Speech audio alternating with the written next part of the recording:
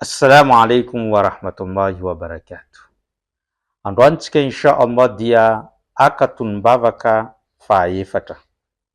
Tonom-bavaka izay vakina amin'ireo zanantsika, amin'ireo zafintsika manoloana ny haratsiana izay mety mahazo azy ireo. Indraindray tsika mahita ny zanantsika, ny zafintsika mitomany nefa tsy noana izy, tsy lena ny kosiny ary tsy marary izy fa mitomany fotsiny izany zaza zany, ka gaga tsika amin'izay fotoana zay hoe inona no mahazo an'ity zaza ity. Valiny dia indraindray izy ireny tratrany devoly, na ihany koa misy masoratsy nahazo azy ireny ka mahatonga azy tsy mety mangina fa mitomany foana. Ka androany tsika haka an'izany tonom-bavaka izany izay nampianariny mpaminany sallallahu alaihi wasallam araky ny tatitra noentiny Abdullah ibn Abbas radiyallahu anhu, izay niteny manao hoe kana an-nabiyyu sallallahu alaihi wasallam yu'awwidhu al-Hasan wal-Husayn.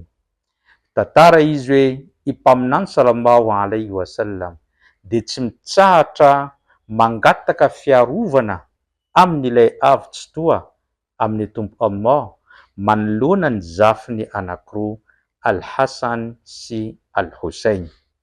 Ary niteny zany mpaminany zany manao hoe ity tonom-bavaka vakiko amin'ny zafikelyko Al-Hasan wal-Husayn ity dia nivakiny raibentsika Ibrahim alayhi salam tamin'ny zanany roa Ismail sy Ishaka, ka novakiny tamin'ny zanany ary mbola nampianariny ihany koa atsikapino Islam.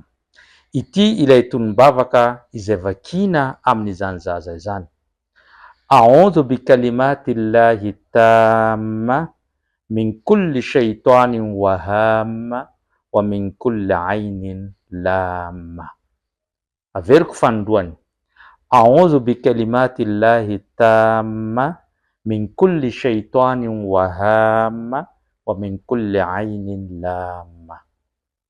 Izany dia midika manao hoe mangataka fiarovana aminao zao ry tompo Allah amin'ny anaranao feno sy ny voninahitrao ary ny fahefanao, manoloana an'ireo devoly izay mitsoka vona, mandefa famosavina na mandefa zavatra ratsy amin'ny olombelona, ary manoloana ihany koa ny masoratsy izay mety hanimba ny fiainana sy ny fahasoavana ary ny hatsarana rehetra eo amin'ny zanak'olombelona.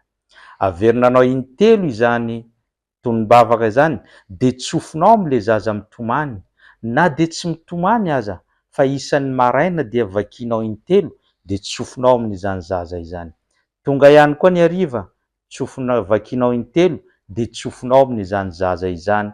Fa insha Allah raha zanantsika, zafintsika tsy mitsahatra tsika manao ny tonom-bavaka io dia tsy ho tratran'ireo fandrebirebeny shaitany na ny devoly, na ihany koa famosavina isan-karazany na ny masoratsy izay mamotika ny hatsarana sy ny fahasoavana eo amin'ny zanak'olombelona. Zay no tonom-bavaka antsika tamin'ity androany ity. Aparitao betsaka izany tonom-bavaka izany mba hahazoany hafa tombony ary mba hampilamina ny zanantsika sy ny zafintsika insha Allah. Wassalamu alaikum wa rahmatullahi wa barakatuh.